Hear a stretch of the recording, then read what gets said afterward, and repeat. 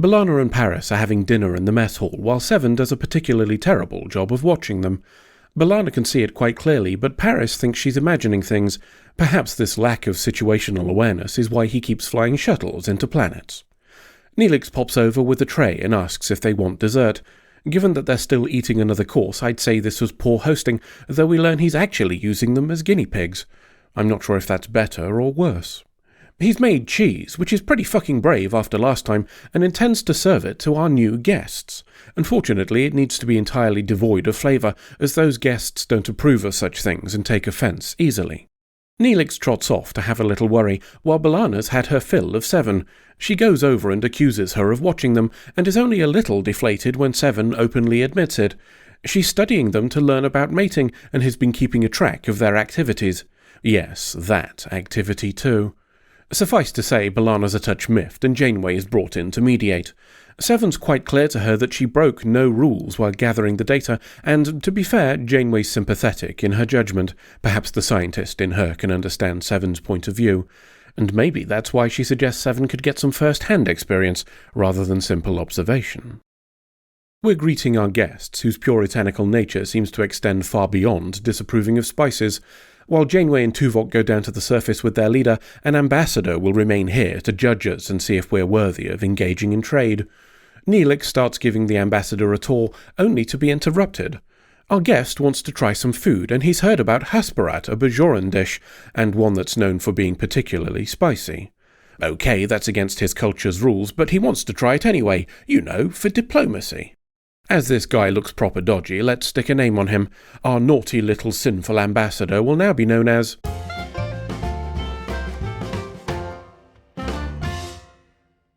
Protocol Droid, suggested by Commander Harry Belafonte. We'll leave Protocol Droid and Neelix to sample forbidden delights, while we catch up with Seven undergoing her weekly maintenance check. The doc's heard what happened, of course, and wants juicy details.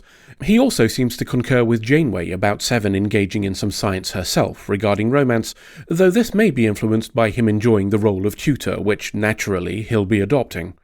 To the holodeck for some lessons. A slideshow from the doc might have good intentions, but a lack of raw data is not the issue, and a lecture on testicle tadpoles probably won't help. Instead, we progress to the Tom Paris misogyny pub, which we haven't seen for a little while. Perhaps Paris realised that a holodeck program filled with women he created for the purpose of swooning over him is probably going to result in serious injury from B'Elanna. An attempt at roleplay goes slightly better until Seven dismisses it as pointless, just as she did previously for his social skills lessons. Some coaxing gets her to give it another try, but on her own terms with the holographic patron of the pub. Paris arrives and starts to complain about the changes to his program. Either the doc forgot to lock the door, or anybody can just enter a holodeck in use, raising some awkward implications for that Ponfar program he tried to make a little while back. Paris wastes no time with his mockery, and the dispute between them results in a bet. The doc thinks he can get Seven sufficiently trained to make it through a real date without it turning to shit. As a test, she'll bring a member of the crew to a gathering we're having for our guests later in the week. I could point out how dodgy it is to be doing this without her knowledge, or that choosing a gathering for a species we know gets pissed off easily is a very questionable choice indeed, but fuck it. We're clearly doing a Seven growth episode, so let's see where the journey takes us. Protocol Droid is still in the mess hall and surrounded by dishes he's sampled. He's certainly taking this cultural exchange thing very seriously indeed, and we should compliment how thorough he's being. In fact, it's so important that he's going to ignore the alarm telling him it's time for prayer, so he can have another dessert. I do hope this isn't a test to see if we're a corrupting influence. While Protocol Droid is indulging in reckless hedonism, the doc is conducting another lesson with Seven, this one culminating in a duet, during which the doc seems to realise that he fancies Seven. Oh dear. A little later, Seven is in astrometrics looking through a crew manifest. Kim arrives to request some data in person because Wi-Fi and network servers don't exist in the 24th century, and asks what she's doing. The answer is picking out a prospective date. She's narrowed it down to 2, neither of which is Kim, and he helps her to remove one of them based on bad accordion playing. Yes, really. The other is the sort of person who'd perform basic maintenance whilst leaning over an open hatch rather than close it, which perhaps explains why Starfleet has such a high mortality rate. The invitation is as awkward as you'd expect, but meets with a positive result. They'll be having dinner together later in the evening. Seven reports her success to the doc, who at least has the courtesy to be mostly pleased by developments. As a bonus, it also gives him bragging rights with Paris regarding their bet, or would if Paris didn't laugh directly into his face. He thinks the whole thing will end terribly, as the guy she's picked is terrified of women. Seven is many things, but gentle in the face of timidity is not one of them. The doc thinks he's being harsh and sings Seven's praises, perhaps a little too loudly, as Paris picks up on the hint of something more and calls it out. The doc protests, but doesn't seem to have convinced anyone, himself included. It's 10 minutes to date time and the doc's checking on Seven. He suggests a change of hairstyle, which, oh dear. And perhaps a new garment too, which, oh dear. You know what, he'll go and check on the holodeck instead. Maybe have a cold sonic shower on the way. Seven arrives shortly after to find Lieutenant Timid at the bar and the doc on the piano for some reason.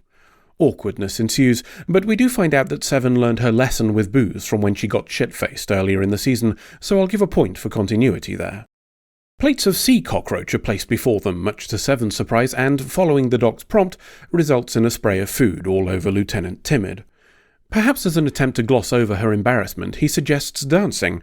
While his intent may be laudable, thrusting something else unknown onto somebody who's already struggling may not be the best course of action. One torn ligament later and Lieutenant Timid goes off to sick bay where Paris can treat him with a request for discretion from the doc about the cause of his injury. Seven's ready to give up because she didn't get it perfect first time, something many of us with spicy brains will understand very well indeed. Dealing with normal people is such a pain in the arse, she tells him, not like her and the doc, who say what they mean instead of wrapping their intent in bullshit and calling it polite. Oh dear.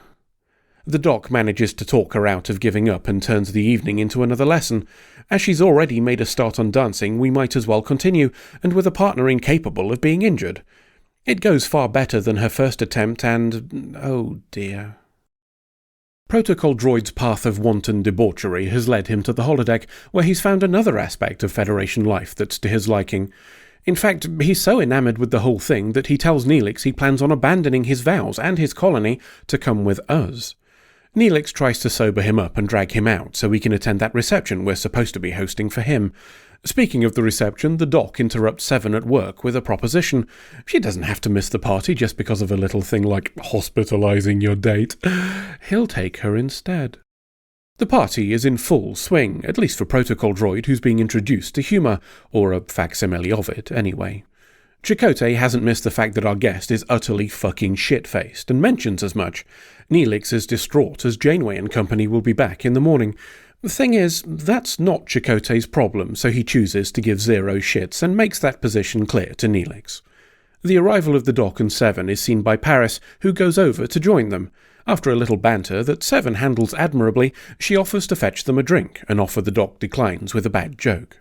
While she's gone to fetch Paris's booze, he compliments the doc on her progress, but tries to weasel his way out of the bet. Arguing that the doc isn't a real crew member might be kind of a dick move, but I'm still inclined to agree that the doc being her date isn't in the spirit of the original bet.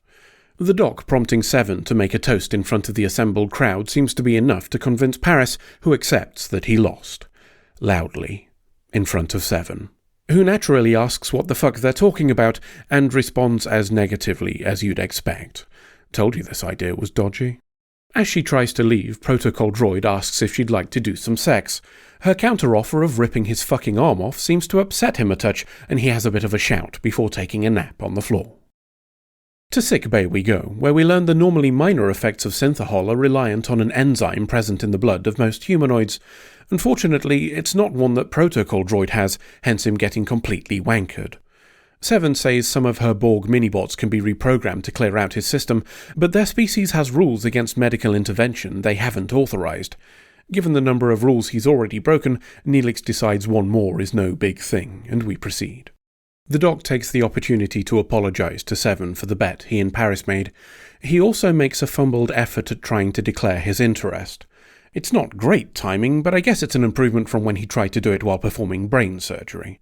Unable to find the right words, he instead settles on the term friends. She agrees and begins work, while the doc inwardly curses himself. Perhaps deciding he can't make it any worse, he asks Paris what someone should do if they wish to tell a person that they have romantic intentions towards them. His question has all the subtlety of a neon turd in a monochrome swimming pool, and Paris says he should just tell her.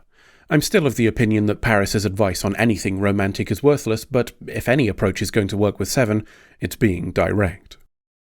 It's the morning after, and Protocol Droid is experiencing his first, but I suspect not last, hangover.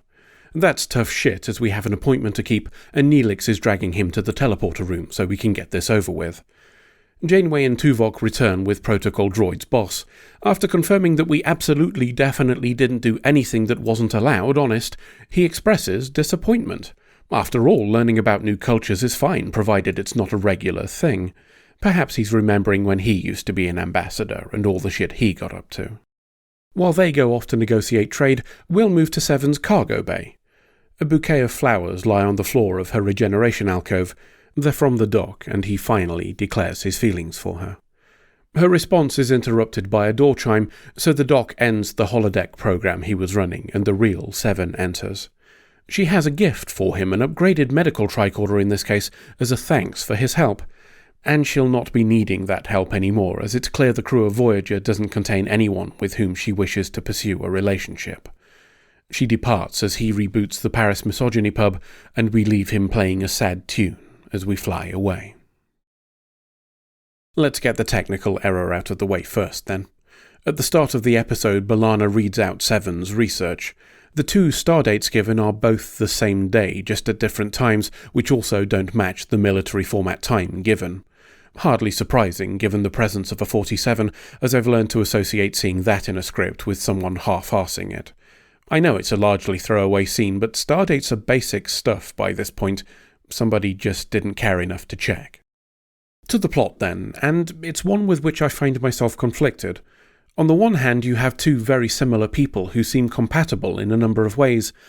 On the other, you have a person who's only known individuality for a year and a half, and romantic overtones from someone whose tutorship means he occupies a position of power over her. Now, I accept it's not quite the same as a traditional teacher-student imbalance, and Seven's proven capable of just walking away from such lessons when she feels they're not beneficial, but it's still a position of authority and trust. It's played as a heartwarming story of unrequited affection, and the Doc never pushes anything inappropriate, even removing himself from the equation at points to give her the chance to find her own way. But I still found myself struggling to get past that initial imbalance, and the thought never fully left my mind while watching this. Which is not to say I disliked it.